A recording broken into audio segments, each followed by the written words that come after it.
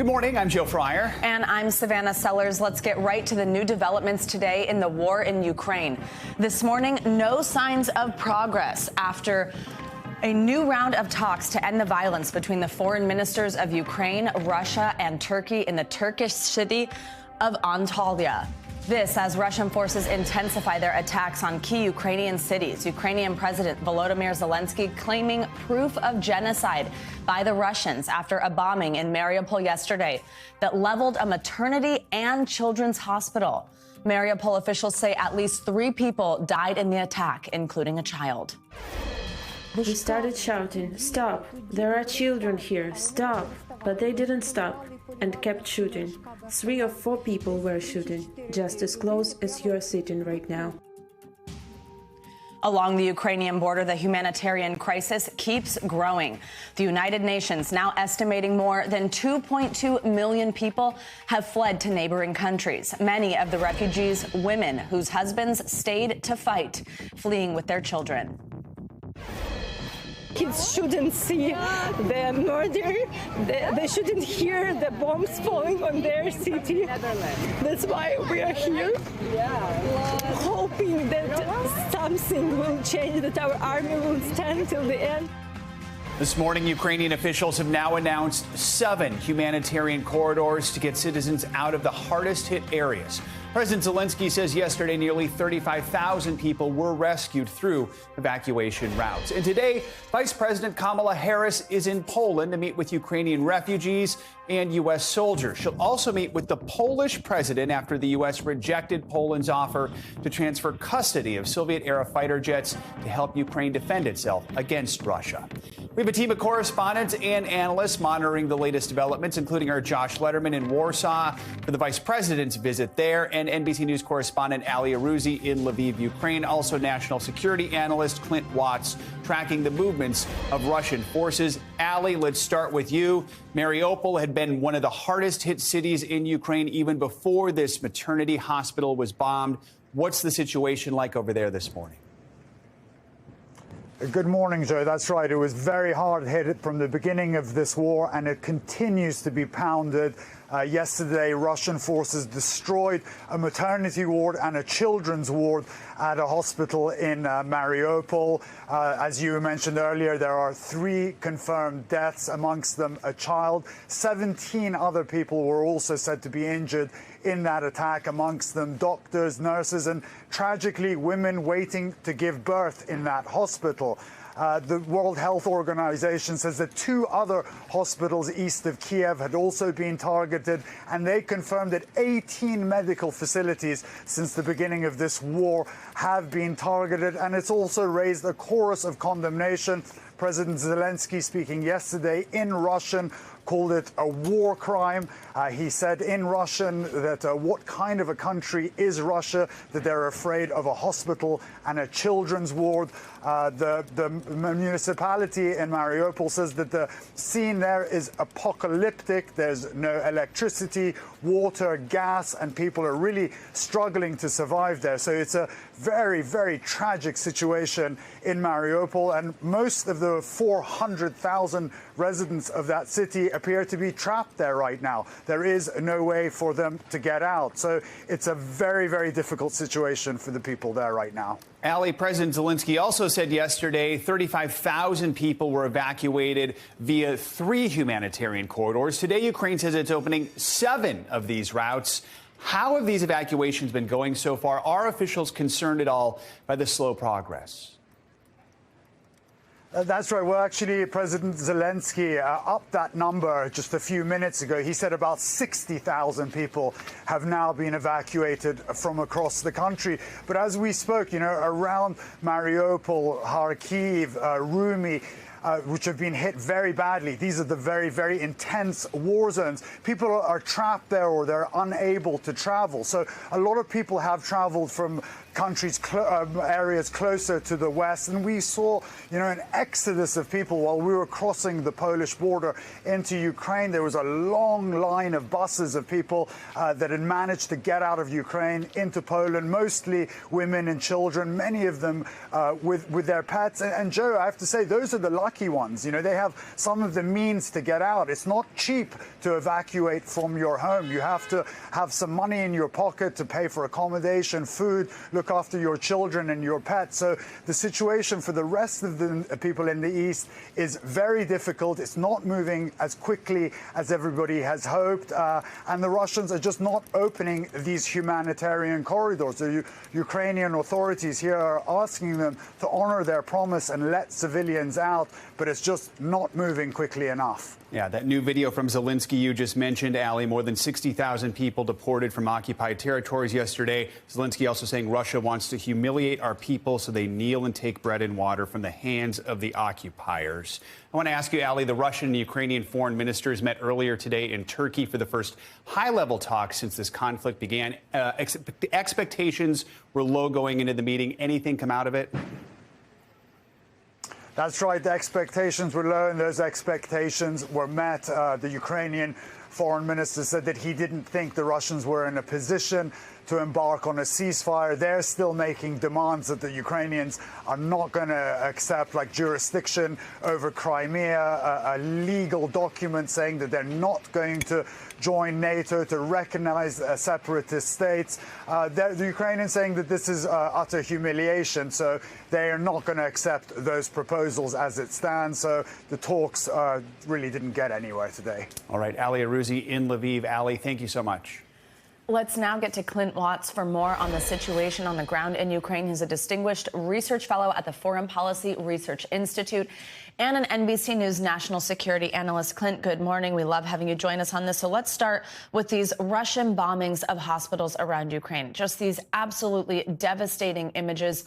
We know how bad the attack in Mariupol was, and Russians actually also shelled several hospitals in a city that's to the west of Kyiv, so really the other side of the country from Mariupol. But walk us through where these attacks are taking place, what this says about a change in strategy, a willingness to go after places like this, places where civilians are, places where pregnant women are, and why Russia has resorted to these types of tactics.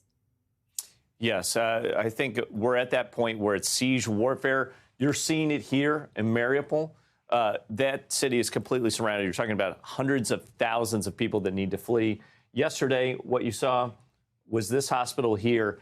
This is that footage that you're seeing on video. This is that courtyard, essentially, that was hit with that airstrike. Massive devastation to all these buildings around there. This is inciting fear in the population, essentially trying to scare them essentially out of these towns. And I think that speaks to a bigger problem that we're starting to see emerge, which is here in the east. We focused a lot on the military up north and the military down south, but in these eastern cities, they're basically surrounded. There's still resistance fighting going on in some locations, and that's why you're seeing talk of these evacuation corridors. The big problem with these evacuation corridors is it's very difficult to move hundreds of thousands of people internally into Ukraine, and then where are they going to?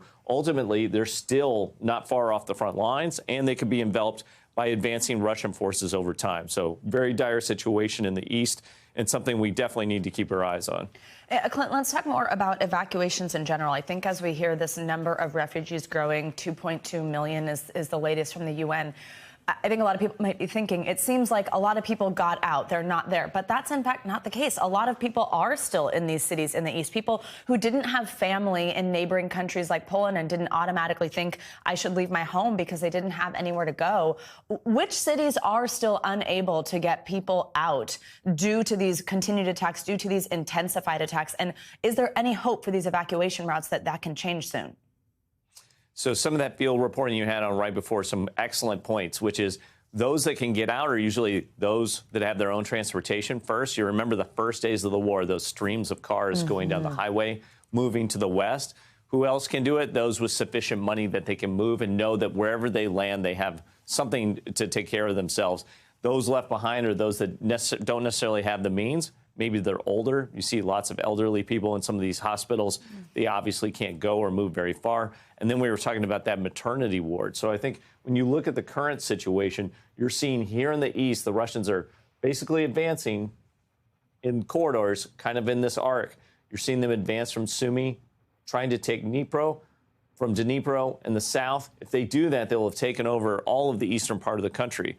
If that is the case, each of these cities will be laid to siege warfare like we're seeing in Mariupol, where essentially they've got to try and escape. So I think that for those that remain there, there's millions of people in these cities and towns.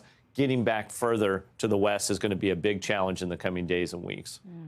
Clint, we're now 2 weeks into this war. You mentioned this has sort of changed to these siege tactics, siege warfare. Walk us through where you see this strategy going. I hate to have to ask this question, but how much worse we could see things turn in some of these cities in the east, as well as Russia makes advances into the country. And what do you think this means for some of these urban areas with heavy shelling? How long can Ukrainians hold out in some of these urban areas?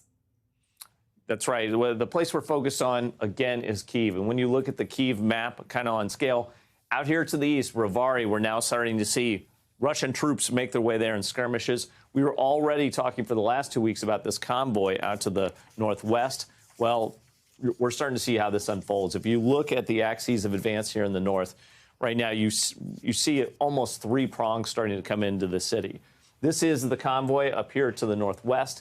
It's been advancing, stalled out, struggling and having trouble. But yesterday, there were reports that they were moving out here to the west, which would mean that they could start to envelop from the west and the northwest. Separately, from Sumy, we had that axis of advance. In Brovary here, you're starting to see those skirmishes as they try and move armor forces in on this highway. Separately, Zalicia up here to the north, same thing. You're starting to see this sort of combat. So if they can come in and encircle the city, over time, this will take days and weeks, but over time, they'll be able to do a siege to Kyiv, much like they've done in Mariupol and other locations. All right, Clint Watts, thank you so much. We appreciate you walking us through this to kick us off every morning. Now, this morning, Vice President Kamala Harris is meeting with leaders in Poland to discuss the crisis in Ukraine. While a major aim of the trip is to present a united front against Russia's invasion, the visit comes one day after the Department of Defense rejected Poland's plan to give Soviet-era fighter jets to the United States to then give to Ukraine.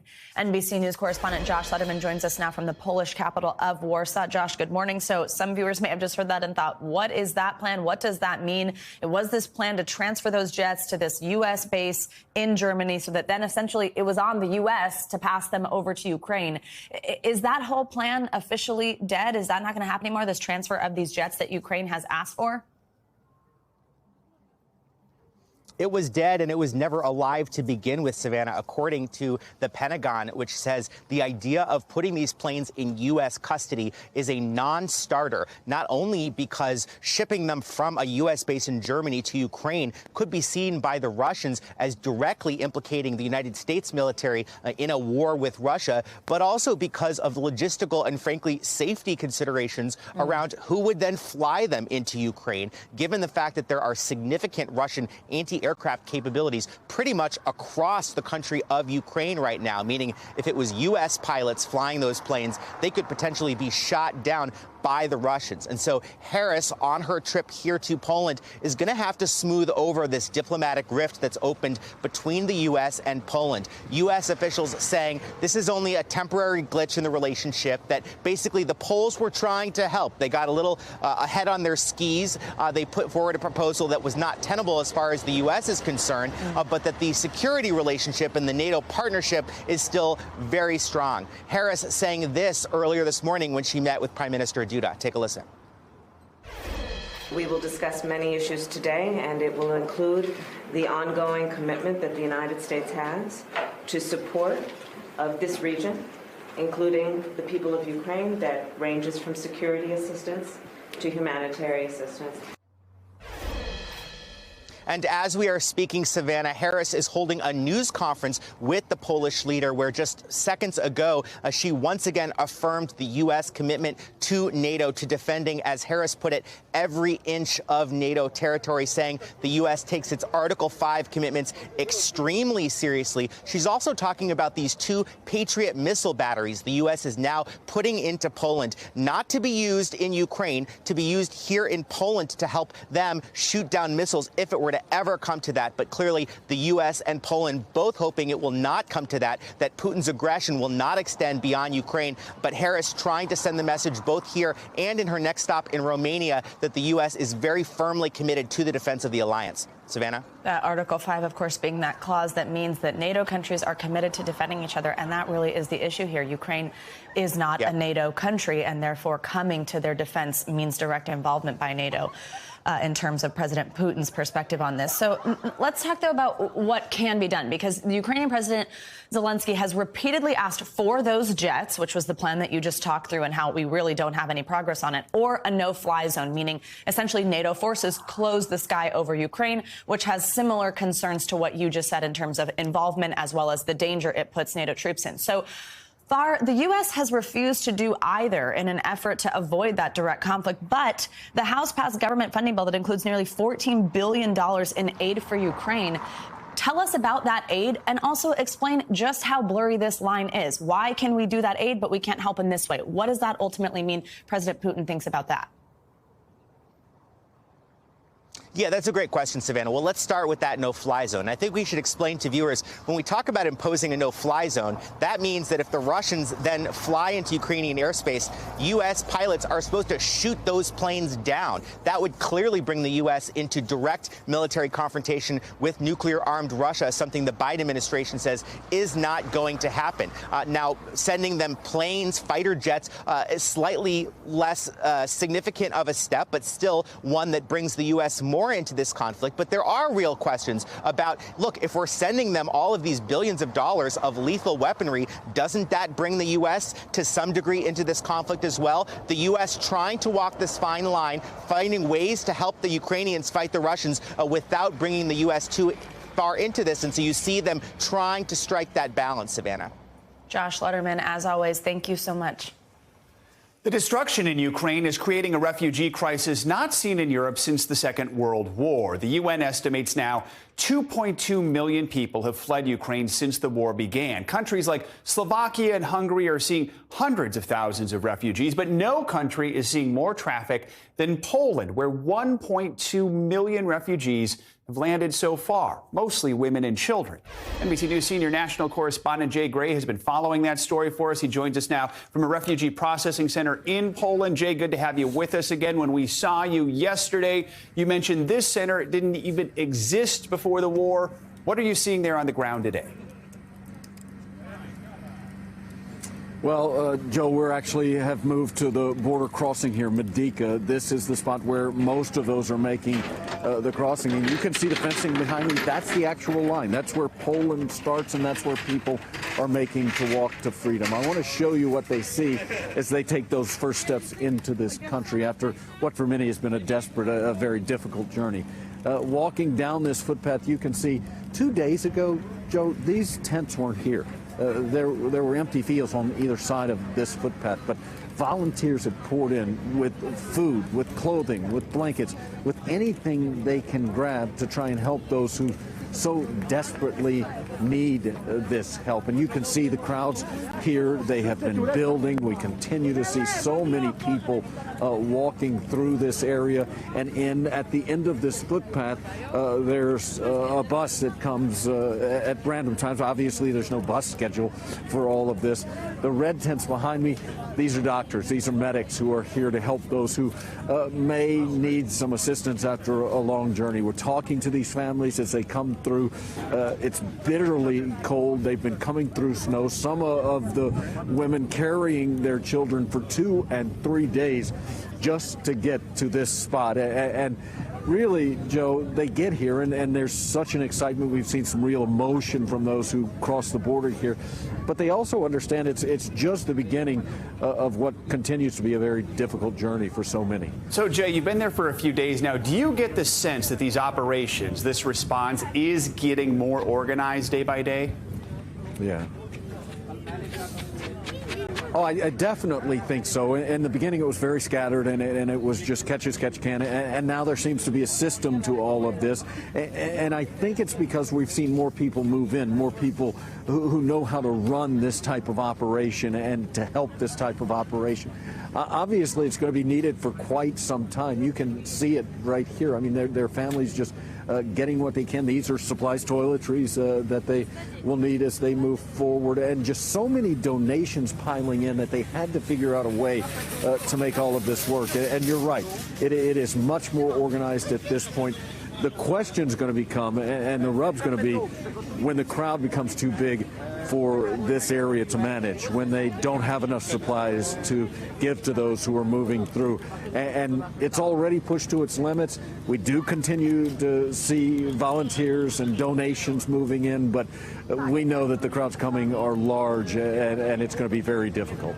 Right, Jay Gray giving us a look at what's happening there on the border with Poland. Thank you so much, as always, Jay. Now, while Russia and Ukraine have reached that tentative deal to let civilians evacuate using those 7 humanitarian corridors, making that happen is another issue. How do countries go about creating a safe path for civilians to travel during a war? NBC News correspondent Stephanie Gosk takes a closer look at how the corridors work. Russia and Ukraine have finally agreed on protected escape routes for Ukrainian civilians after a lot of wrangling. They're called Humanitarian Corridors. It works by securing a ceasefire for a long enough time so that families and other civilians can flee the war zone unharmed, getting out to safety. The corridors also allow humanitarian aid to get in for those people staying behind. The first humanitarian corridors of the modern era were attempted in the Bosnian conflict in 1992.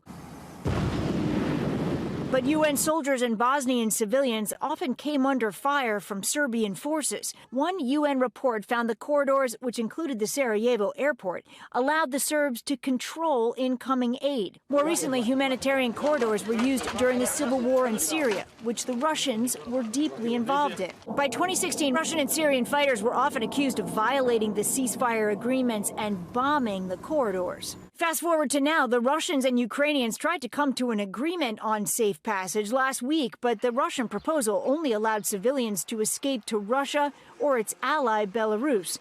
Finally, transports by the Red Cross successfully traveled Ukraine's first humanitarian corridor. The problem for the people of Ukraine now is that humanitarian corridors can only work if they are trusted. Ukrainian leadership says previous ceasefires have been violated. So the question is, will families and other civilians be willing to take the risk of using the corridors if they aren't sure they are safe? Our thanks to Stephanie Gosk for that report. Coming up, more breaking news coverage, plus other major stories. When we come back, the war in Ukraine driving gas prices up. Here at home, how it's forcing some drivers to shift their habits. Plus, sentencing day for actor Jussie Smallett, convicted of staging a hate crime against himself. You're watching Morning News Now.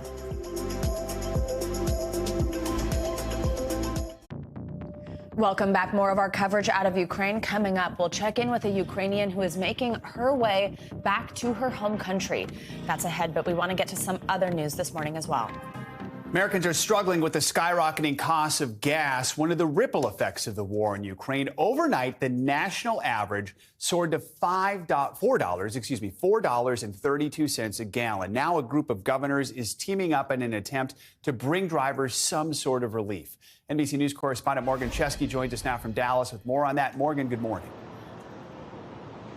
Yes, Venezuela, good morning. And these rising costs could bring a very real tipping point for drivers nationwide. Here in Texas, we're still under the national average, but look at that.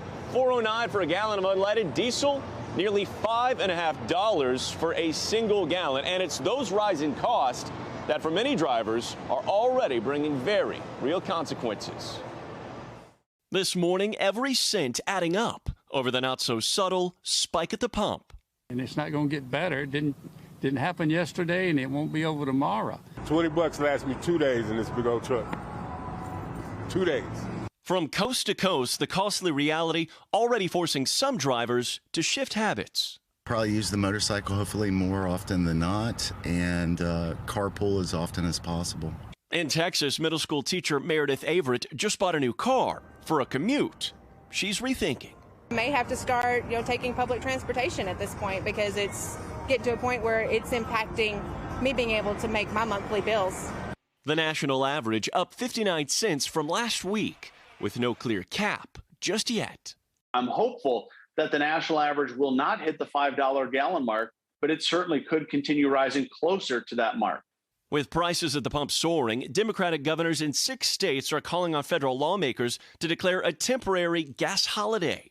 Their letter to Congress calls to pass legislation suspending the federal gas tax through the end of this year, a move that would shave off 18 cents a gallon. Until there's real relief, many businesses are changing strategy.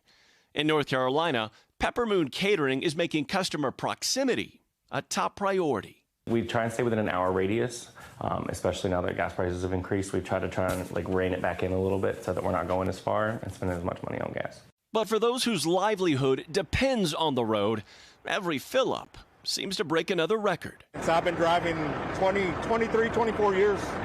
That's the most I've ever paid. And there is some hope in that potential gas tax change. However, transportation advocates are pointing to a study from 2020 that looked at 100 of these gas tax changes across the nation, and they found that a lot of these savings are not transferred on to the drivers because it's a pretty complex matter. You have the price of crude coupled with supply and demand, and so that on average only about a third is passed along. However, in times like this, every single cent helps, guys. And everyone's noticing every single cent. All right, Morgan, thank you so much. Now, as the energy crisis continues, America is seeking to improve relations with Venezuela. And now 2 Americans who had been imprisoned in the country have been released. Gabe Gutierrez has the latest. As the war in Ukraine rages on, critics are now blasting the Biden administration for appearing to engage with a hostile government over oil. 2 Americans detained in Venezuela are home in the U.S. after a high-stakes meeting in Caracas. They had been wrongfully detained. Among those released, Gustavo Cardenas, one of the Citgo 6 executives from Citgo Petroleum who were arrested during a business trip to Venezuela in November of 2017 and later charged with corruption. Their families have been pleading for their release for years. This is horrible to us. We spoke to them in 2019. Life for us is like a war because every day is a battle to bring them back. Maria Elena Cardenas told NBC News of her husband's homecoming, "We are so happy. It doesn't seem real." The other man released is Jorge Alberto Fernandez, a Cuban-American tourist who was arrested last year for bringing a drone into Venezuela and accused of terrorism. A source within the Venezuelan government called the release a good faith gesture by President Nicolas Maduro. It's a rare thaw in relations now that the U.S. is no longer getting oil from Russia. We have an interest globally in maintaining a steady supply of energy, including through our diplomatic efforts. But critics argue the U.S. should not be cozying up to a dictator like Maduro. He uses negotiations the way Putin does, habitually, to divide and demoralize his opposition. And technically, the U.S. still recognizes Maduro's opponent as the legitimate leader of Venezuela. No word yet on the status of the other detained Americans. Back to you. All right, Gabe Gutierrez, thank you so much. Now, Jussie Smallett returns to court today in Chicago for sentencing. This comes 3 months after a jury convicted him on 5 counts of disorderly conduct. The former Empire star was found guilty of lying to police, telling them that he was the victim of a racist and homophobic attack. He could face up to 3 years behind bars on each count, but he maintains the attack was not staged. NBC News legal analyst Danny Cevallos joins us now for more on this. Danny, good morning. Our viewers may remember how complicated this was, the back and forth here, the other men who were involved. So first, just tell us, what kind of sentence are you expecting to see from the judge today? What is he going to take into account when he makes that decision? Not the statutory maximum of 3 years, because realistically, it's just not likely. This is a first-time offender.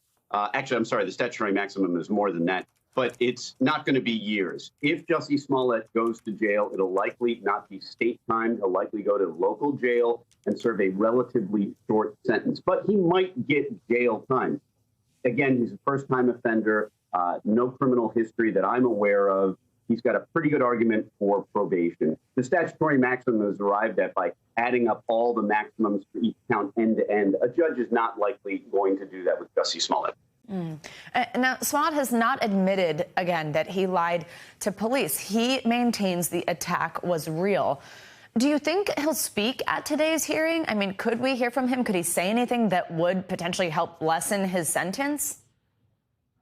If I was defending him, I would recommend strongly that the client not take the stand and during sentencing and say anything for a number of reasons. If you're going to appeal anything the defendant says on the stand at sentencing or in defense of himself might not help you on appeal. In addition, Jussie Smollett arguably didn't do a great job of acquitting himself on the stand.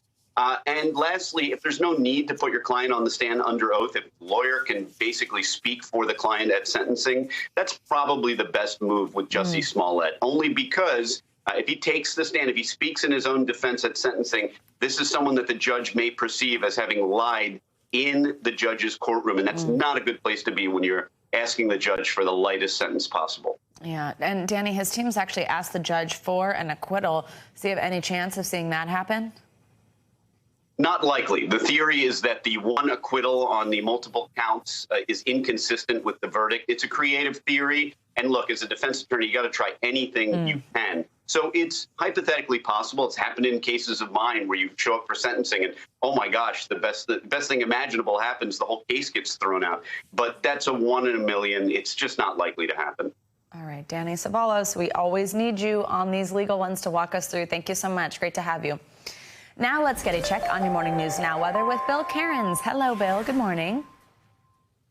Good morning. Let's talk snow and rain and cold and wind and all those fun things that we want to be done with. So the snowstorm is beginning in areas of Kansas that is sliding into Missouri. Yesterday, we had more snow in the Northeast. We had a couple spots up there around Oneonta and Delhi in southern New York that picked up 7 inches of snow. So a few areas got a little more than they were expecting. And it was a heavy, wet snow, too. But a lot of that should be melted in the next 2 days.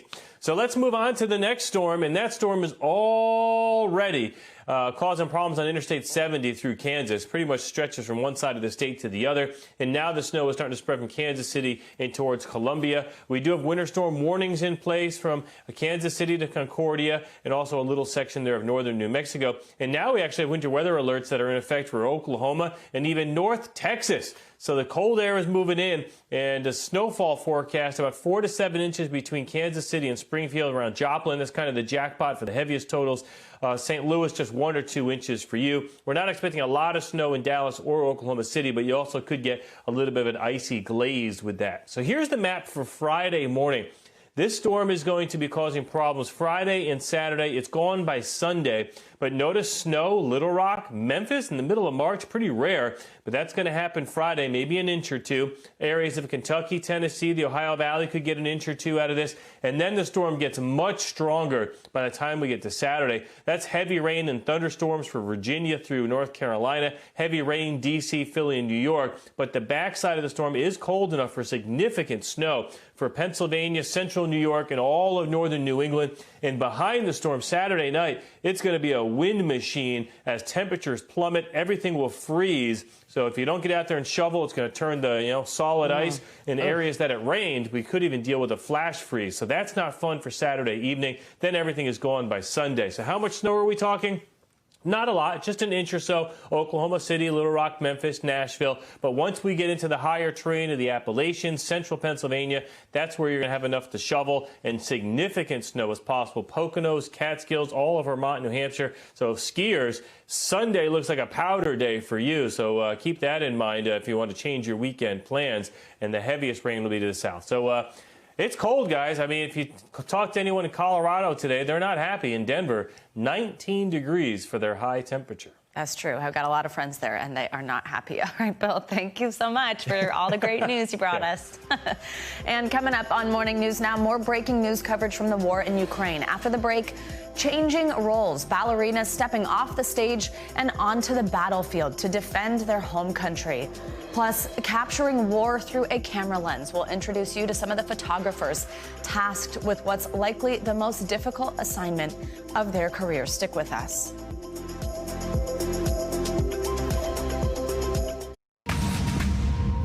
Breaking this morning, the United Kingdom is tightening sanctions on 7 Russian oligarchs reported to have close ties to President Vladimir Putin. NBC News foreign correspondent Janice Mackey-Freyer is in Beijing with more on that decision, as well as other global reaction to the war in Ukraine. Hey, Janice, good to see you. Hey, good morning. The UK has announced sanctions against Russian billionaire Roman Abramovich, who owns the Chelsea Football Club. Now, going after Russian oligarchs is part of the UK's crackdown on Russian money to isolate Vladimir Putin. But it does throw the sale of the football club into question, because being on that sanctions list means that Abramovich's assets are frozen. Now, there are 7 who are currently on that list, including Oleg Deripaska, and they are all banned from entering the UK. Here in Beijing, Ukrainian athletes and officials at the Paralympics held a minute of silence to call for an end to the war in their country. They held up a banner that said "Peace for all." Some raised their fists into the air. Now, the team has been doing really well here at the Paralympics. They're 3rd overall in the medal standing. What isn't clear is how and when the athletes and officials are going to get back home when the games close next week. And finally, so many of those being displaced from Ukraine are women and children, and they're leaving with next to nothing. When Polish mothers saw that, they started showing up at train stations and border crossings with baby strollers. They just park them and leave them there for whoever needs them. Some have blankets inside and other baby things, and they have been proving a very small comfort for those who are arriving with the world absolutely upside down. So photojournalists capturing those images of the parked strollers at the train stations there. I mean, just from mother to mother on one side of a border who's going through just such a horrible thing, leaving their home with their children. Janice, thank you so much. Now, last week we had a guest on our show who's planning to leave Chicago and return home to Ukraine. Maria shared that she wanted to be closer to her loved ones still in Ukraine, including her parents and her cousins. That's our interview from last week. You can see there. We have Maria back with us this morning to tell us about her journey. Now, we're not including her last name to protect her safety. She joins us now from Poland as she makes her way to Ukraine. Maria, good morning. Thanks for being with us. And I'll ask you about your journey and what you're doing in Poland in just a minute. But first, I want to tell our viewers something pretty incredible about you.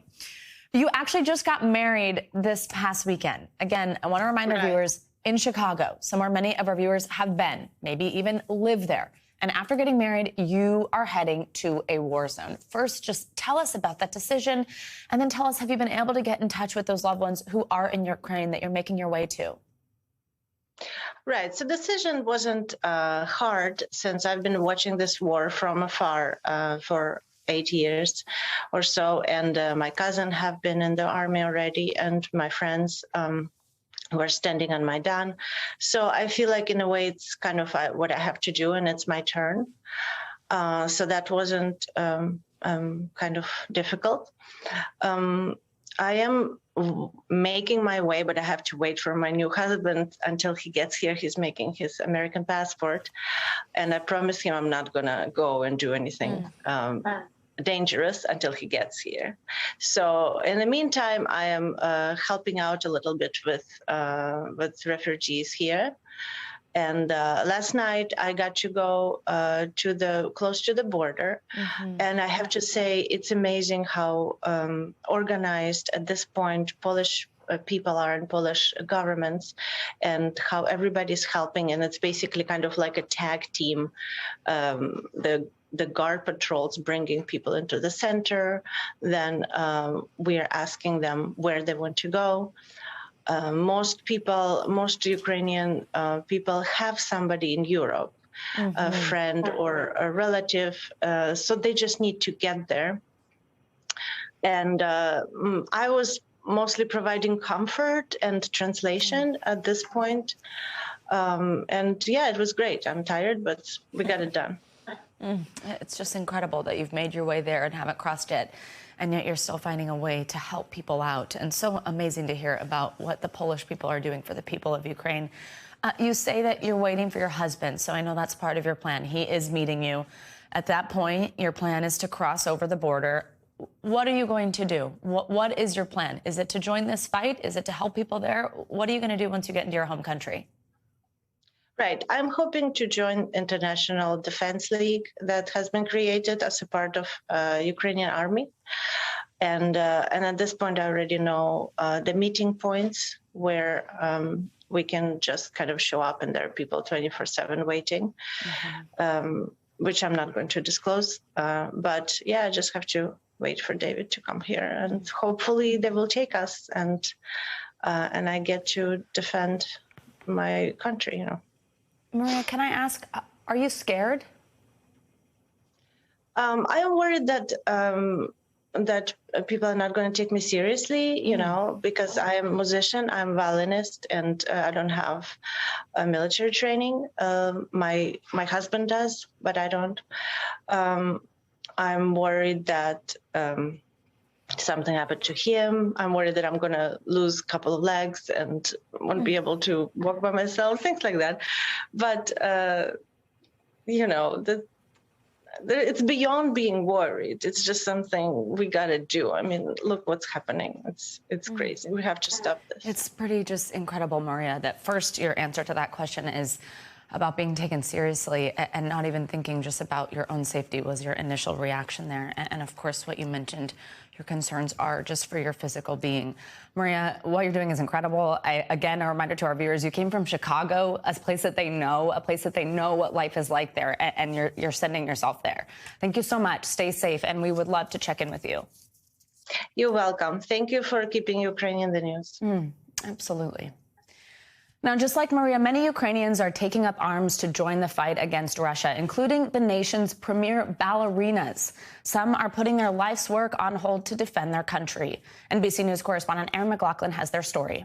They're the Butterflies of Kyiv, performing for the final time in France. Back home, their country torn apart by war.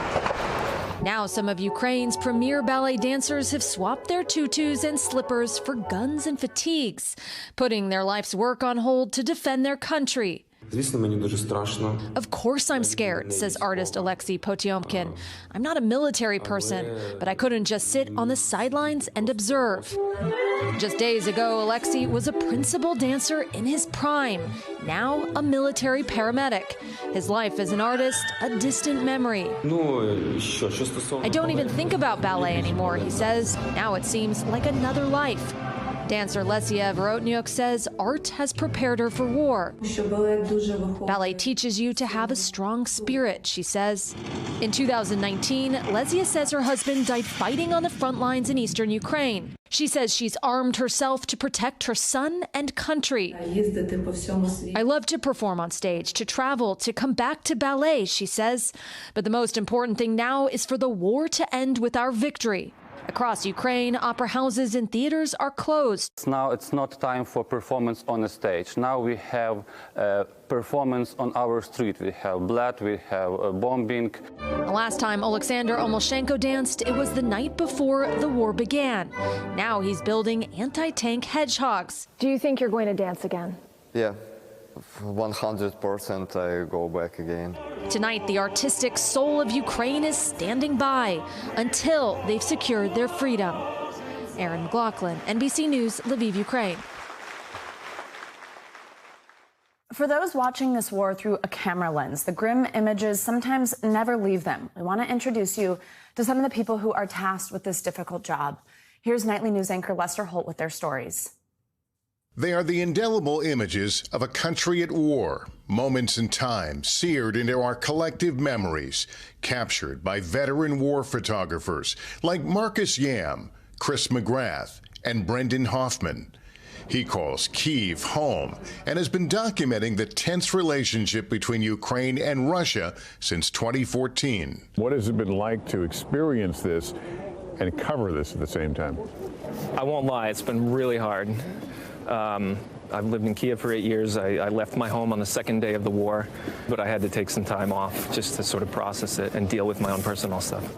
Capturing the destruction, the devastation, and the raw human suffering takes a toll. You can't be a human without doing this job and being affected by it. Like there's families being torn apart, pointless death. It's just, you know, it just gets you so angry that I stand there sometimes just shaking my head and can't. It's more like just disbelief that this is continuing on. There is a certain power in a still image, one moment in time that conveys emotion, fear, or the heartbreak to the rest of the world. The first thing I try to get them to realize is that they are so lucky that they are not in this mess. They are so lucky that their lives are not turned upside down. And behind every one of those moments we see in a photo is a story photojournalists never forget, a memory that sticks with them. From the desperation of leaving and fleeing and saving one's families to, you know, the heroism of the men who refuse to leave and want to stay behind.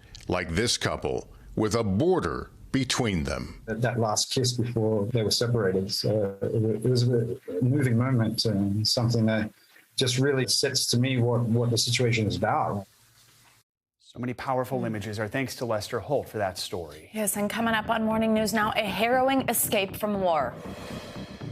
You're thinking like, wow, this only happens in movies and or like history books, and right now I'm here, I'm experiencing it. How a soccer player turned refugee is sharing his story in real time online.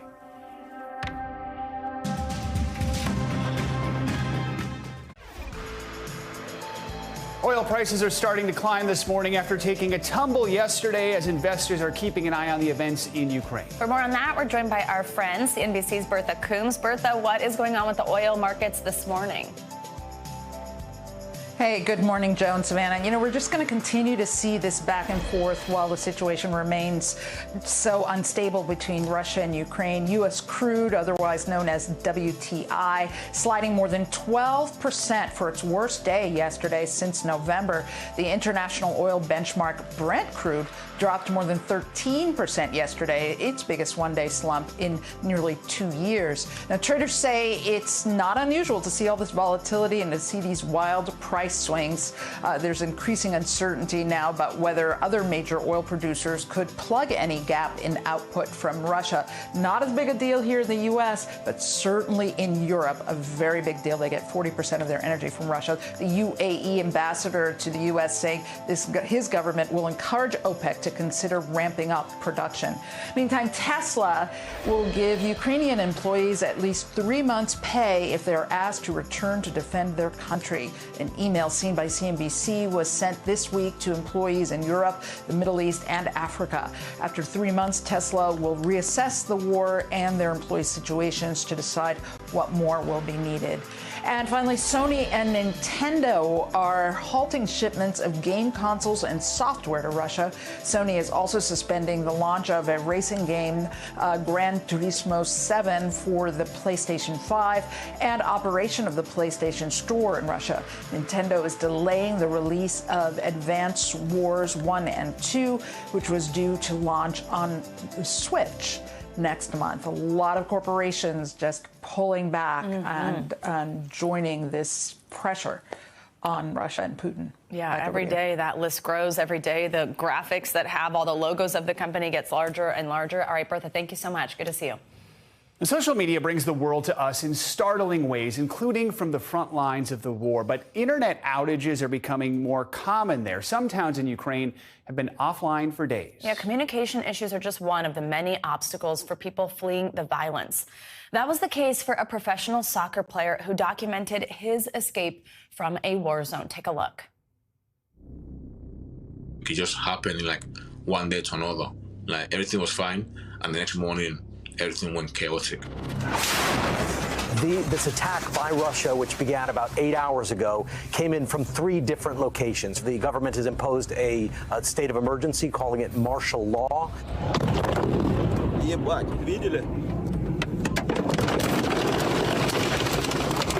Obviously, people are worried about me. How could I communicate with everyone at the same time? So I will just put it on TikTok and Instagram so everyone could see what's going on.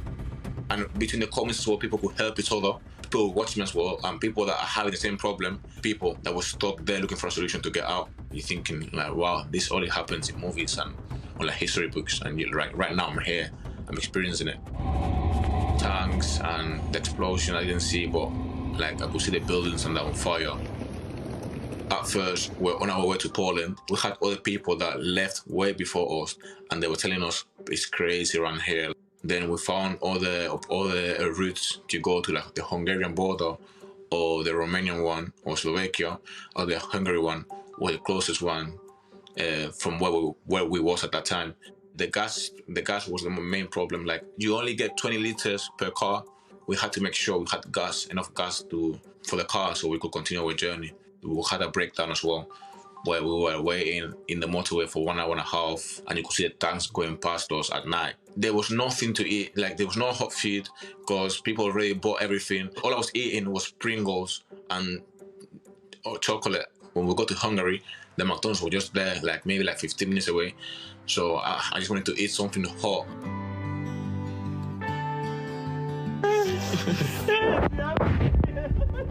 Parents, they're very protective. My mom has high blood pressure, so if I'm not at home, she's always nervous, thinking, is my son okay?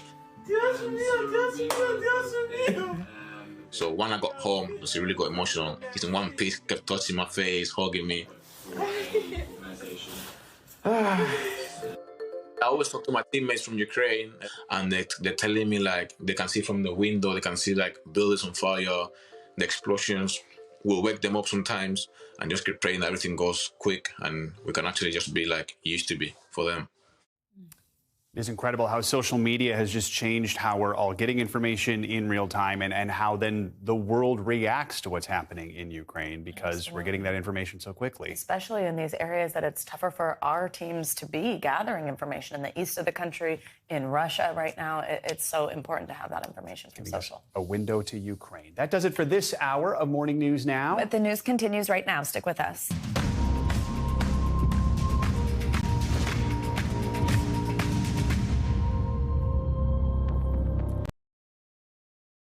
Thanks for watching our YouTube channel. Follow today's top stories and breaking news by downloading the NBC News app.